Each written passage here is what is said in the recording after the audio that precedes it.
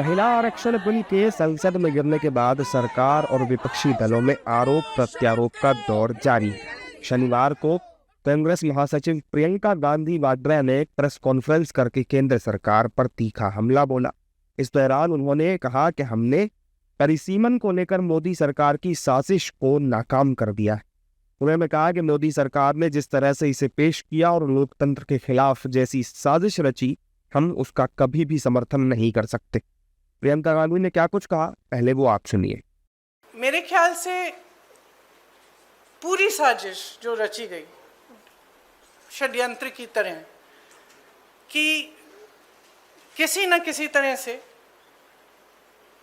हमें सत्ता में रहना है, तो ये सब करने के लिए एक तरह से प्लान बनाने के लिए कि परमानेंटली हम सत्ता में कैसे रह सकते हैं और कैसे करें, महिलाओं का इस्तेमाल करके महिलाओं के नाम पर हम आरक्षण लें। ये साफ है कि उन्होंने सोचा चलो पारित हो जाएगा तो जीत, पारित नहीं होगा तो हम हर नेता के सामने बाकी पार्टियों को महिला विरोधी कहकर महिलाओं के मसीहा बन जाएंगे। तो आप महिला हैं, हम जानती हैं कि महिलाओं का मसीहा बनना इतना आसान नहीं है।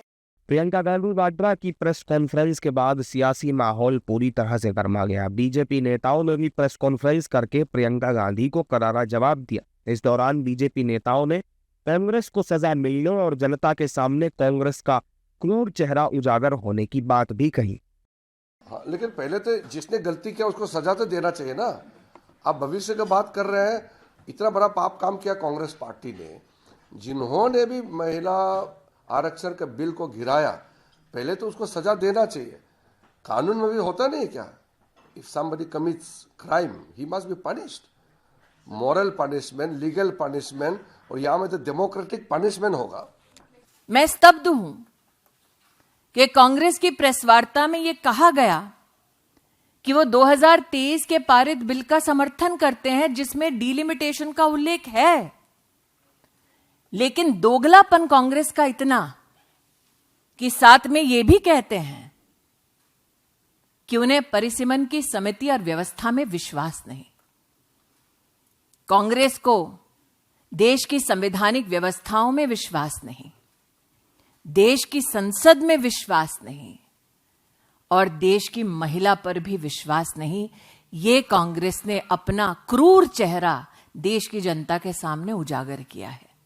प्रियंका जी, लेकिन मुझे यह बताइए आप कि आज तक कोई भी सेंसस का रीएडजस्टमेंट बिना डिलिमिटेशन को हुआ है क्या?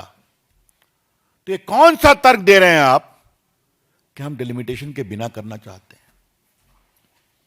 अनकॉन्स्टिट्यूशनल, शेमफुल, कॉन्स्टिट्यूशनली इलिटरेट, या फिर जानबूझकर विरोध करने के लिए विरोध। शुक्रवार को महिला आरक्षण बिल पर लोकसभा में चर्चा हुई थी। लंबी चर्चा के बाद बिल पर वोटिंग हुई, जिसमें 2/3 बहुमत से दूर रहने के कारण बिल लोकसभा में पारित नहीं हो पाया। अब इस मामले पर कांग्रेस ने केंद्र सरकार पर बिल की आड़ में परिसीमन करने का आरोप लगाया है, तो वही केंद्र सरकार ने पलटवार करते हुए कांग्रेस और विपक्षी दलों को महिला विरोधी करार दिया है। दोनों दलों के बीच सियासी बयानबाजी भी तेज हो गई है।